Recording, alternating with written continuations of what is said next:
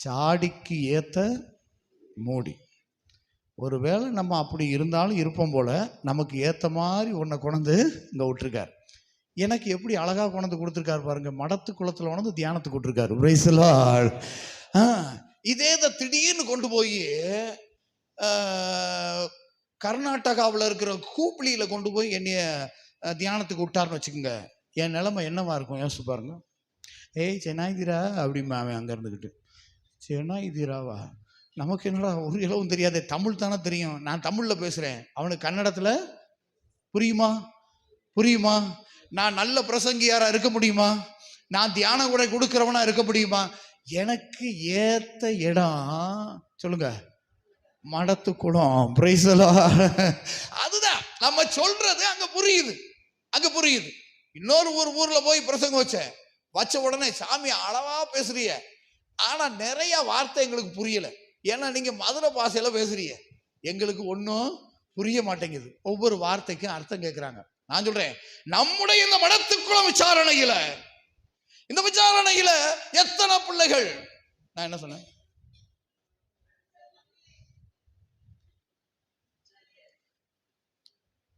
நிறைய பேருக்கு விசாரணை விசாரணை இருக்கார் சாமியார் அப்படின்னு. விசாரணைன்னா பங்கு.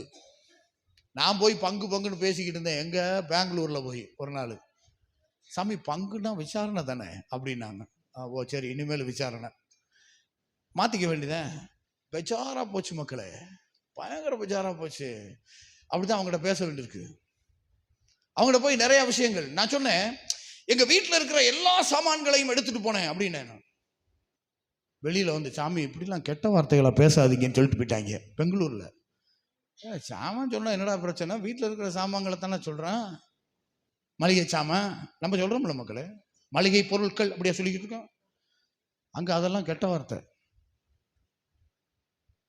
அங்க போனா மளிகை பொருட்கள் அப்படிதான் பேசணும், சுத்த தமிழ் பேச வேண்டியிருக்கு. Praise the Lord. அப்ப எனக்கு ஏத்த இடம் எதுன்றீங்க இன்னைக்கு? மாடத்துக்குளம். நான் பேசுற புரியுதா? புரியுதா?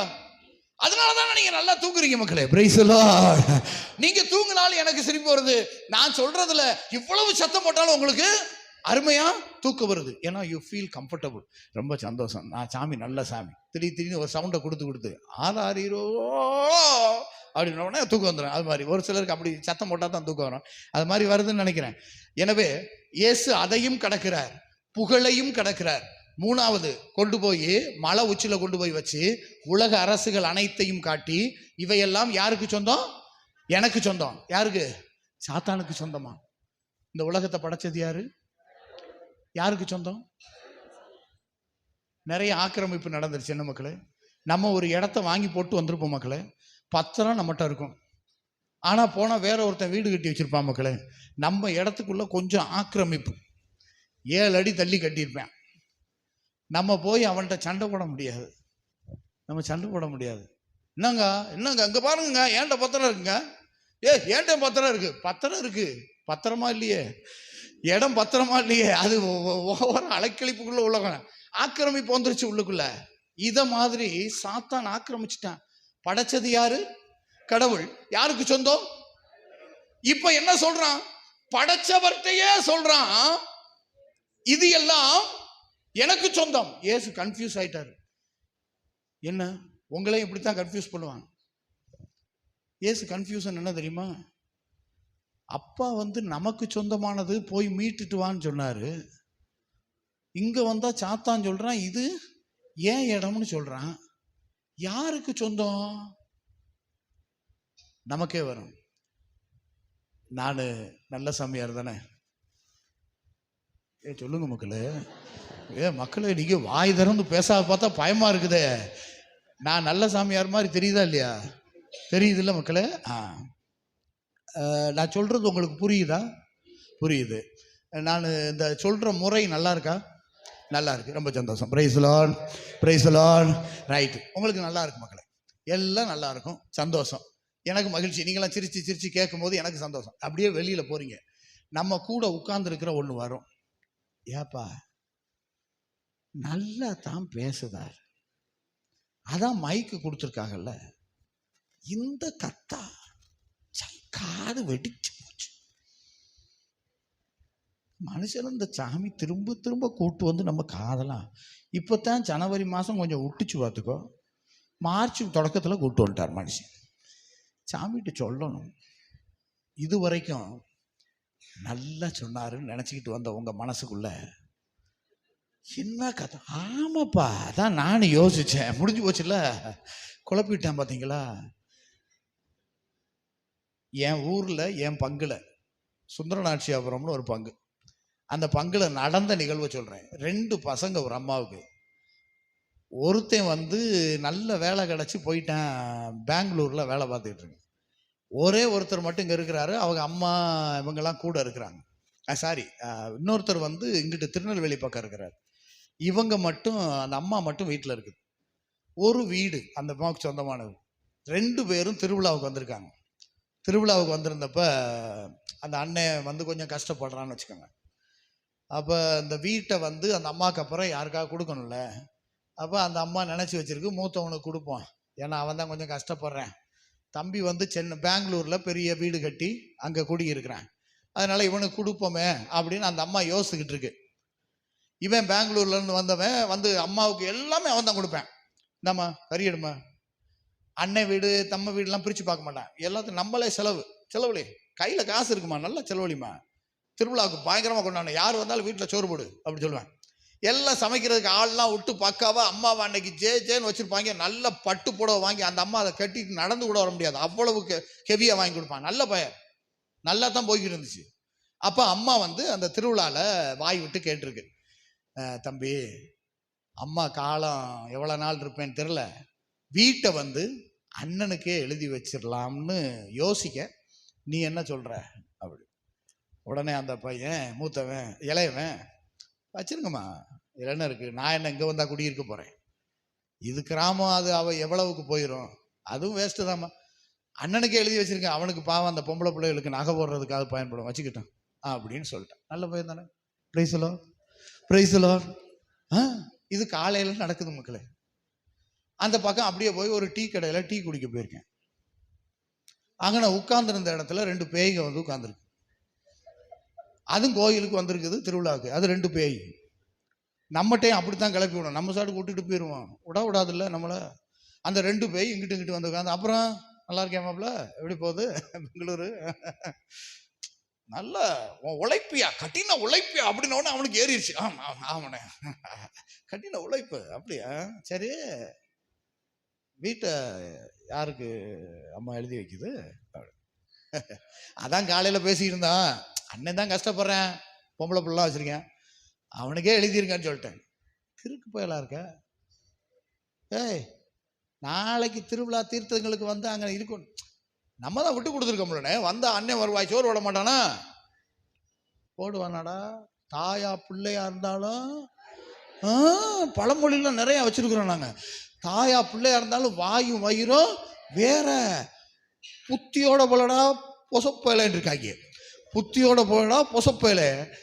முதல்ல தெரிஞ்சுக்க, நீ சும்மா அப்படிலாம் கொடுத்தா, சும்மா கொடுக்கறதுக்கு மதிப்பு இருக்காடா உலகத்துல, சும்மா இருக்கிறதுக்கு மதிப்பு இருக்கா? நீ என்ன செய்யணும், உங்க அண்ணனுக்கே கொடுத்துரு. அது என்ன 8 லட்சம் போகுமா இடத்தோட சேர்ந்து, 4 லட்சத்தை வாங்கிக்கிட்டு அண்ணனுக்கு கொடுத்துரு. அதுக்கப்புறம் நீ திருவிழாவுக்கு வரும்போது ஒரு 10-5 அவன்கிட்ட கையில் கொடுத்து சாப்பிடு. நீ மொத்தமாக கொடுத்துட்டேன்னா மதிப்பு இருக்காது, வாங்கி வச்சுக்கோ, அப்படியே கொஞ்சம் கொஞ்சமாக கொடு. சாயந்தரம் அம்மாட்ட, அப்புறம் ஐயா திருவிழா முடிஞ்ச உடனே பத்திரம் அண்ணன் பேரில் எழுதிடுவோமா, ஆனால் அதில் பங்கு எனக்கு வரணும்ல, அண்ணனை ஒரு 4 லட்சமாவது கொடுக்க சொல்லுங்க. வந்துட்டானா விஷயத்துக்கு, நல்லா தானே இருந்தான், நல்ல பிள்ளையா, கெடுத்து விட்டுருவாங்க, குழப்பி விட்டுருவாங்க, நீ கேனையன் ஆயிடுவ, நீ இளிச்சவாயன் ஆயிடுவ.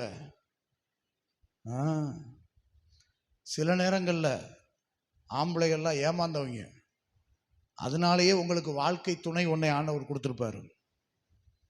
அண்ணனே எடுத்துக்கிட்டுமா அப்படின்னு நீங்கள் சொன்னோன்னே என்னங்க அவ்வளோ நீங்கள் போய் தான் ஆகணும். இப்போ என்னம்மா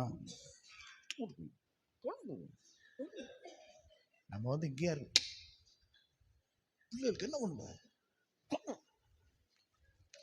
சரிம்மா, அப்போ பார்த்து அதை செய்யுங்க. அது என்னன்னு முடிஞ்சிச்சு. பேய் அப்படி கூட வரும், சில நேரங்களில் கணவன் மூலமாக வரும். எப்படி வருதுன்னு கண்டுபிடிக்கணும். நம்ம குழப்புவாங்க நம்மளை. அதான் நான் சொன்னேன் இல்லை, நேத்தா முந்தா நாளா சொன்னேன்.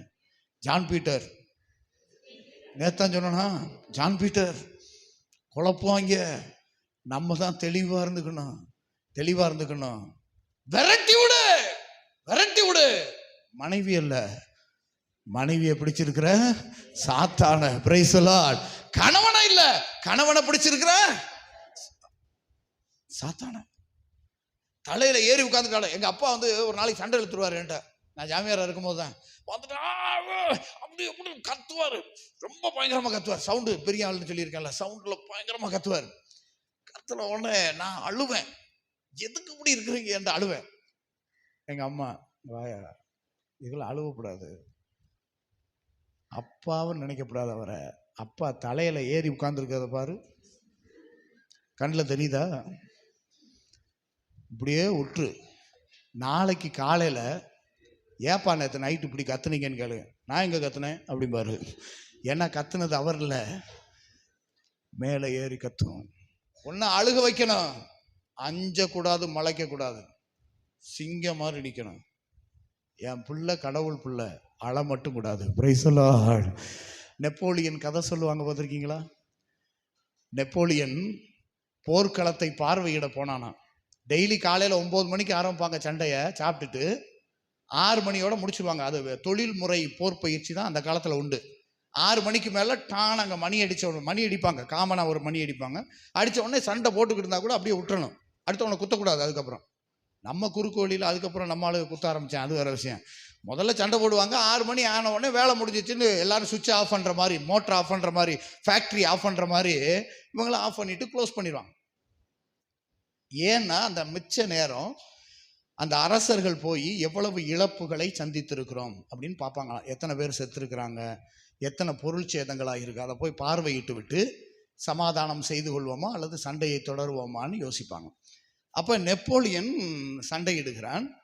அந்த 6 மணிக்கு முடிஞ்சிருச்சு. முடிஞ்ச உடனே அவன் இப்படியே போய் போர்க்களத்தை அப்படியே பார்வையிட்டுக்கிட்டே வந்தானான். போர்க்களத்தை பார்வையிடும் போது ஒரே ஒருத்தனுக்கு 2 காலையும் வெட்டிட்டாங்க. ஒரு போர் வீரனுக்கு 2 காலம் வெட்டியிருக்காங்க. துடிக்கிறான் கிடந்து, ஐயோ ஐயோ ஐயோ ஐயோன்னு கத்துறேன்.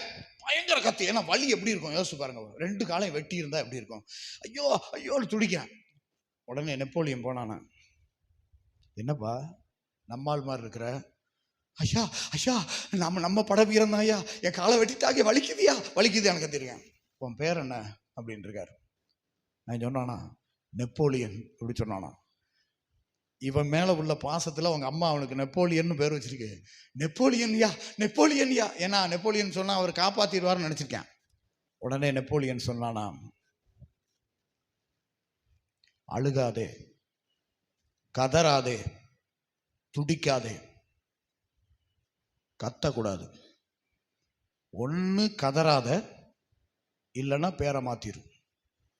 ஏன்னா நெப்போலியன் ஒருபோதும் கதறவும் மாட்டான், துடிக்கவும் மாட்டான்.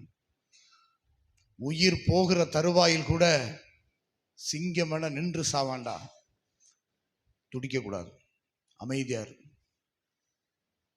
இதை கேட்கும் போது கொஞ்சம் மனிதாபிமானம் இல்லாத செயலா தெரியும். இதில் அர்த்தம் எவ்வளவு இருக்கு பாருங்க. ஒரு கிறிஸ்தவன் பேராசை கொள்ளக்கூடாது, குழம்பக்கூடாது. நம்மளை குழப்புவாங்க நிறைய பேர். நம்ம நிறைய பேரை பார்த்து பார்த்து பழகுவோம். நான் போன முறை வந்தப்போ கூட கேட்டேன், என் கையில் 1 லட்சம் ரூபா இருக்குது, அடுத்த வருஷத்துக்குள்ள இது 2 லட்சம் ஆகணும். நான் வேலை செய்ய விரும்பலை, மல்லாக்கப்படுத்திக்கிட்டே இதை 2 லட்சம் ஆக்கணும்னா நான் என்ன செய்யணும்? மடத்து குளத்தில் நான் என்ன செய்யணும்? அதான் சொல்றீங்களே, உங்களுக்கு புரியுது. ஒரே வருஷத்துல இந்த காசை ரெட்டிப்பாக்கணும், ஆனா உழைக்க கூடாது. அப்படின்னா வட்டிக்கு விடணும். வட்டிக்கு விடணும். நான் வட்டிக்கு விடுகிறேன். யார் என்கிட்ட வந்து ஒரு 10,000 ரூபா கடன் கொடுங்கன்னு கேட்பாங்க வட்டிக்கு? யார் கேட்பா? இல்லாதவங்க தானே கேட்பாங்க. எங்கேயாவது வந்து அம்பானி வந்து என்கிட்ட கேட்பானா, ஒரு 10,000 ரூபா குடியா, வட்டி கூட போட்டுக்கோன்னு சொல்ல மாட்டேன். அவனுக்கு 10,000 ரூபாலாம் டிப்ஸ் மாதிரி. அவன் என்கிட்ட கேட்க மாட்டான். இந்த இல்லாதவன் வந்து அவசரத்தில் ஐயா ஒரு 10,000 கொடு. இதுதான் தருணம். அவன் ஏற்கனவே காய்ந்த வயிறு, ஓங்கி அடிக்கிறேன், இத்தனை பைசா வட்டி. நம்ம செய்யறது இல்லையா? அது வட்டி வைக்க வேண்டிய நிலைமையும் வருது. அவங்கள சொல்லி குத்தம் கிடையாது. ஏன்னு கேட்டீங்கன்னா, இந்த வாங்குற நம்ம பிரமாணிக்கமா இருக்கிறது இல்லை. வாங்கிட்டு அதுக்கப்புறம் அவங்கள நடக்க விடுறது. அதனால முரட்டு ஆளுகள் மட்டும்தான் வட்டிக்கே கொடுக்க முடியும். தெரியுமா உங்களுக்கு? உங்கள்கிட்ட வசூல் பண்ணணும்னா எப்படி வசூல் பண்ணணுக்கா சொல்லுங்க அக்கா அப்படின்னு உடனே இந்தாங்கப்பா அப்படின்னு எடுத்து கொடுக்கறது 1-2 தான் எடுத்து கொடுக்கணும். ஒரு சில அக்காக்கள் இருக்கு, இருப்பா தருவோம்ல, அடுத்த மாதம் சேர்த்து வாங்கிக்கப்போ, அடுத்த மாதம் வந்தோடனே அடுத்த மாதம் சேர்த்து வாங்கிக்க. எப்படி தருவீங்க? அவன் அடுத்து வந்து என்ன பேசுவான், ஏய் இல்லையாம்மா இன்னும் 3 மாதம் என்ன கொடுக்கல அப்படின்னு 2 கட்ட வார்த்தை வரும். வீட்டு முன்னாடி நின்று கத்துவானேன்னு எடுத்து கொண்டு வந்து கொடுப்பீங்க. இப்படி முரட்ட ஆளுகள் பாவ புண்ணியத்தை பார்க்காதவனாக இருந்தால் தான் கொடுத்ததை திரும்பி வாங்க முடியும். நான் என்ன சொல்லுவேன், வட்டின்னு பேர் சொல்லிலாம் கொடுங்க, தப்பு கிடையாது. ஒரு மாதத்துக்கு 1000 ரூபா வட்டின்னு சொல்லுங்க, போடுங்க. 10,000 ரூபாய்க்கு ஒரு மாதத்துக்கு எவ்வளோ நீங்கள் கட்டணும்? 1000 ரூபா. என்ன கட்டணும்? வட்டி. கட்ட விடுங்க. கட்டிக்கிட்டே இருக்காங்க. 10 மாதம் ஆயிடுச்சு. எவ்வளோ வந்துருச்சு? உங்கள் காசு வந்துருச்சா வரலையா? வந்துருச்சுல்ல. இப்போ சொல்லுங்க, எனக்கு வந்துருச்சுப்பா, இனிமேல் நீ தர வேணாம். Praise the Lord. அதான் பேராசையில். அப்படி இருந்தால் நம்ம எப்படி சாமி பொழைக்கிறது? இப்படி இந்த என் பக்கத்து வீட்டிலலாம் அவங்க வாங்கி தான் இவ்வளோ பெரிய வீடு கட்டியிருக்காங்க. கிறிஸ்தவன் ஏன் நம்ம கிறிஸ்தவன்? இல்லாதவர்களுக்கு உதவி செய்ய வேண்டியது கிறிஸ்தவனுடைய கடமை. அவன் பணத்திற்கு அடிமை அல்ல, சொத்துக்கு அடிமை அல்ல. இவை அனைத்தும் எனக்கு சொந்தம். ஐயா, உலகத்தில் உள்ள காசு பூரா எனக்கு தான் சொந்தம். நான் நினைச்சா என் கையில் வரும். Praise the Lord, praise the Lord. இன்னைக்கு வரைக்கும் மக்களே, எனக்கு கடவுள் என்னென்ன கொடுக்கணுமோ எல்லாம் கரெக்டாக கொடுத்துக்கிட்டே இருப்பார். நான் எதிர்பாராத விதத்தில் ஆண்டவர் எனக்கு தருவார். நான் பங்குகளில் இருக்கும்போது பிரசங்கத்துக்கெல்லாம் போவேன். போது என்கிட்ட கார்லாம் கிடையாது. என்னை ஆண்டவர் எப்படிலாம் ஆசீர்வதிப்பார். எனக்கு கார்லாம் கிடையாது, என் கையில் காசெல்லாம் கிடையாது. அது மறை மாவட்டத்துக்கே தெரியும். மறை மாவட்டத்தில் வந்து கேட்டிங்கன்னா, இங்கே கரெக்டாக கணக்கு கொடுக்குற நபர் ஒருத்தர் சொல்லுங்கன்னு சொல்லுவாங்க. அந்தோன் ராஜான்னு சொல்லுவோம். நம்ம கையில் காசெல்லாம் இருக்காது. அந்தந்த நேரத்துக்கு அந்தந்த இடத்துல ஆண்டவர் தருவார். நான் ஒரு பங்கில் இருக்கிறேன். அந்த பங்கில் நேற்று சொன்னேன், ஒரு பெரிய கோயில் கட்டணும் அப்படின்னு. அந்த கோயில் கட்டுறதுக்கு ஏற்பாடுகள் நடக்குது. எல்லாரும் கேஸ் போட்டாங்க. இவங்க எதுக்கு கேஸ் போட்டாங்கன்னு எனக்கு தெரியாது. ஆனால் எனக்கு ஆசீர்வாதத்தை ஆண்டவர் எப்படி தர்றாரு பாருங்க. கேஸ் போட்டாங்களேன்னு கவலைப்பட்டே எனக்கு சுகர் வந்துருச்சு.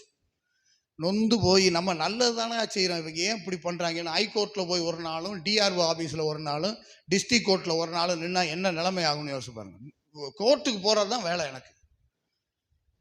போட்டது யாருன்னா, பங்கில் இருக்கிற பங்கு பேரவையின் உறுப்பினர்கள் ஒரு 3 பேர். கோயிலுக்காக வேண்டி பள்ளம் தோண்டினால் பக்கத்து வீடெல்லாம் சரிஞ்சிரும்னு கேஸ் போட்டிருக்கேன். என் நம்பர் அது அவன் தானே போடணும், அந்த பக்கத்து வீட்டுக்காரன் தானே போடணும். அவன் பேசாமல் இருக்கான். ஆனால் யாரோ வந்து போட்டுக்கிட்டே இருப்பாங்க. மொத்தத்தில் கோயிலை கட்ட விடக்கூடாது. வந்து போயிருந்தேன். என்ன பெருசாக கட்ட போகிறோம், 5 கோடி ரூபாய் கட்ட போகிறோம், அதனால் பிரச்சனை வரத்தான் செய்யும். அப்படியே இருந்துட்டு வந்து போய் இப்படியே சோர்ந்து ஆள்லாம் வெளிஞ்சு, உடனே ஒரு நல்ல உள்ளம் நம்ம ஊரில் இருந்து எழுந்து வந்துருச்சு. என் பங்கில் இருந்து வந்து என்ஜினியர் அந்த ஒருத்தர் கட்ட வர்றாருல, அவர்கிட்ட, சார் அவர் ஏன் சார் மெலிஞ்சிக்கிட்டே போகிறாரு, இதை நினச்சி தான் கவலைப்படுறாரு, அவருக்கு என்ன செஞ்சால் சந்தோஷப்படுவார் சார்? ஏன்னா இந்த ஆள் சந்தோஷப்பட்டா தான் கோயிலை கட்டுவார், இவரை விட்டா கோயில் கட்ட ஆள் இல்லை. எனவே நீங்கள் ஏதாவது அவருக்கு என்னமா செய்யணும், என்ன செஞ்சால் நல்லாயிருக்கும். நான் அந்த தியானத்துக்கெல்லாம் அந்த பிரசங்கத்துக்கெல்லாம் போகிறதுக்கு எப்பயும் அந்த என்ஜினியர்கிட்ட தான் கார் வாங்கிட்டு போவேன். அவர் என்கிட்ட காரை கொடுத்துட்டாருன்னா அவர் என்ன செய்வார்னு யோசிச்சு பாருங்க. நான் அதை யோசிக்கவே இல்லை. இவர் நொந்து செத்துருப்பார் போல. அவர் நடந்தே போயிருக்காரு. அவர் உடனே டெக்னிக்காக அந்த அம்மா கேட்ட உடனே அந்த அம்மாட்ட சொல்லியிருக்காரு, அவருக்கு ஒரு கார் கிடச்சிச்சின்னா, சொந்தமாக கார் இருந்துச்சுன்னா சந்தோஷப்படுவார். எனக்கு ஓட்ட தெரியாதாடா, சொந்தமாக கார் இருந்தால் சந்தோஷப்படுவார். அப்படியா, எவ்வளோ சார் ஆகும்? 5 லட்சம் ஆகும். அப்போ இது 13 வருஷத்துக்கு முன்னாடி.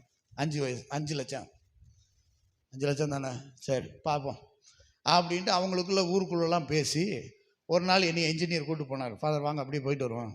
என்னதுக்கு சார்? ஒரு கார் வாங்க போகிறேன், என் கூட வாங்க. போனேன், அங்கே போய் உட்காந்தோம். காரெல்லாம் காட்டினார். எது ஃபாதர் நல்லா இருக்கு அப்படின்னாரு. நீங்கள் எது வாங்கணுமோ நீங்கள் வாங்க சார், உங்களுக்கு பிடிச்சது, உங்களுக்கு தான் கலர் தெரியும், எனக்கு என்ன தெரியும், நீங்கள் சொல்லுங்கள், உங்களுக்கு பிடிச்ச கலர் நான் வாங்குறது அப்படின்னாரு. நான் உடனே இந்த இப்போ இருக்க கலரை சில்வர் கிரே கார்டு ஓகே அப்படின்னு படப்படன்னு எழுதினார். அப்போ ஆதார் கார்டு இதெல்லாம் தேவையில்லை, ஒன்றும் தேவையில்லை, சாருக்கு எழுதினார். படப்படன்னு எழுதிட்டு அவங்கள்ட்ட கொடுத்தாரு. கொடுத்துட்டு ஒரு கையெழுத்து போடுங்க ஃபாதர். எதுக்கு சார்? ஏன்டா கையெழுத்து வாங்குறீங்க? சாச்சி கையெழுத்து மாதிரி நினச்சி கையெழுத்தை போடுங்க அப்படின்னாரு. உடனே ஒரு கையெழுத்து போட்டு காரு நம்ம வீட்டுக்கு வந்து முன்னாடி. Praise lord, praise lord. அதனால ரொம்ப நாளாக எனக்கு ஓட்ட தெரியாது. 6-7 வருஷமாக அந்த வண்டி வந்த பிறகு எனக்கு ஓட்ட தெரியாது. இப்போ கடந்த 5 வருஷமாக தான் எனக்கு வண்டி ஓட்ட தெரியும். அதையும் ஆண்டவர் செய்தார். உங்களுக்கு என்ன வேணுமோ எப்போ வேணுமோ கரெக்டாக அந்த நேரத்தில் செய்வார். இப்போ 13 வருஷம் ஆகி போச்சு மக்களே. நான் கண்டிப்பாக அதை மாற்ற மாட்டேன். ஏன்னா என்கிட்ட எதுவும் கிடையாது. Praise lord. அன்னன்னைக்கு இந்த வந்துட்டு போகிறதுக்குரிய போக்குவரத்து செலவு கொடுப்பாங்க, அது பெட்ரோல்லே போயிடும். ஆனால் நம்ம சேர்த்து வைக்கிறதில்ல. அப்போ இப்போ என்ன ஆகுது? இதை மாற்றவே மாட்டானே, ஆண்டவருக்கே தெரியும் நம்ம குணம். அதனால என்ன நடந்துச்சுன்னு நான் சொல்லவா? It happen. சேலத்துக்கு பிரசங்கத்துக்கு வந்துட்டு சேலத்தில் போய் பிரசங்கம் வச்சுட்டு விடிய காலம் 4 மணிக்கு கிளம்பி 8 மணிக்குள்ளே நான் மதுரைக்கு போயிடணுன்றதுக்காக வண்டியில் அழுத்தி வர்றேன். கரூர் தாண்டி 40 கிலோமீட்டரில் ஒரு டோல்கேட் வரும். அந்த டோல்கேட்டுக்கிட்ட தாண்டி அப்படி நின்ன உடனே நடு ரோட்டில் வண்டி கப்பு நின்றுச்சு. நடு ரோட்டில் வண்டி நிற்குது. வர்ற வண்டியில் அப்படி விலகி போகிறாங்க. 4 ரோட்டில் விடிய காலம் 6 மணி. நான் நிறுத்திட்டு தனியாக அடுத்து எடுத்து பார்க்குறேன், எடுக்க மாட்டேங்குது. முன்னாடி வந்து பார்க்குறேன், புகையாக வருது. முன்னு இப்படிலாம் செஞ்சாதான் நம்ம அடங்குவோம். நம்ம இல்லைன்னா இருக்கிறத நட்டு மாட்டி ஓட்டுறாள், நம்ம இருக்கிறத சரி பண்ணி ஓட்டுறாள். புகை வந்துருச்சு. உடனே நான் ஃபோன் பண்ணுறேன் ஹெல்ப் லைனுக்கு. அங்கேருந்து ஒரு கரூர்லேருந்து ஒரு மெக்கானிக் வந்தார். வந்தவொடனே திறந்து பார்த்தார். என்ன சார் இப்படி ரேடியேட்டரில் தண்ணி இல்லைன்னு பார்த்தா எல்லாத்துமே பிஞ்சு போயிருக்கு. அந்த டியூப்பு பிஞ்சு தண்ணியெல்லாம் உள்ளே ஏறி என்ஜினுக்குள்ளே போய் பிஸ்டனுக்குள்ளெல்லாம் தண்ணி போய் அப்படியே என்ஜின் சீஸ்ட். என்ஜினை மாற்றி தர்றோம், ஆனால் கொஞ்ச நாளைக்கு தான் ஓட்ட முடியும். எதுக்கும் பார்த்துருங்க. ஒரு 5 நாள் மக்களே என்னை மெக்கானிக் செட்டில் உட்கார விட்டாங்க. நாங்கள் போய் இப்படிலாம் உட்காந்துருந்ததில்லை. வெயிலில் வெக்கையில் உட்கார விட்டாங்க. அப்படியே உட்காந்துக்கிட்டு இருந்தேன். அப்போ தான் யாருக்காவது ஃபோன் பண்ணுவோம்னு யாருக்காவது அடித்து இன்னும் புலம்பிக்கிட்டு இருப்போம்ல. இப்படி ஆகி போச்சு பார்த்துக்குங்க, இங்கேயே உட்காந்துருக்கேன், வீட்டுக்கும் போக முடியல. அப்படியே அவங்க சொன்னாங்க, சனியனை தூக்கி போடுங்க ஃபாதர், ஈஸ்டர் முடியட்டும், ஒரு வண்டி வாங்கி தரோம். Praise lord. ஆண்டவர் தான் செய்வார். நமக்கு எதுக்கு காசு? நமக்கு எதுக்கு காசு? கடவுளை நம்பி இருக்கிறவனுக்கு என்றைக்குமே இல்லை. அதனால தான் ஆண்டவர் இன்னைக்கு சொல்கிறாரு, இந்த சொத்தெல்லாம் நான் உன்கிட்ட கேட்டு வாங்கணுமா? போ அப்பாலே சாத்தானே, உன் ஆண்டவராகிய கடவுளை மட்டுமே வணங்கி அவருக்கு மட்டுமே பணிவிடை செய். வேற யாருக்கு இல்லை. காசுக்கு, சொத்துக்கு, பணத்துக்கு இல்லை. நான் என் மக்கள்கிட்ட அடிக்கடி சொல்லுவேன், அந்த கோயிலை கட்டிக்கிட்டு இருக்கும்போது 5 வருஷமா கட்டிக்கிட்டு இருக்காங்களா, அந்த மக்கள்கிட்ட நான் அடிக்கடி சொல்லுவேன், மக்களே, ஒருவேளை நீங்கள் வேளாங்கண்ணிக்கு போகிறீங்கன்னு வச்சுக்கோங்க, அங்கே ஃபாதர் அனௌன்ஸ் பண்ணுவார், அன்பார்ந்தவர்களே ஒரு ஆராதனை மண்டபம் கட்டி கொண்டிருக்கிறோம், அதற்கு உங்களால் ஆன தாராள கொடைகளை நீங்கள் பணமாக செலுத்தி ரசீது பெற்றுக்கொள்ளவும் அப்படின்னு சொல்லுவார். நீங்கள் உடனே என்ன சொல்லுவீங்க? நாங்கள் எங்கள் ஊரில் கோயில் கட்டிக்கிட்டு இருக்கோம், அதனால் இங்கே எப்படி கட்ட முடியும்? என்ன வேளாங்கண்ணியில் இல்லாத காசா? அதெல்லாம் நிறைய வச்சிருப்பாங்க. அவங்க வச்சிருக்காங்க, வச்சிருக்கல. நம்மகிட்ட வாய் விட்டு கேட்டாங்க. கேட்டது யாரு? கேட்டது யாரு? உங்க காதுபட கேட்டது யாரு?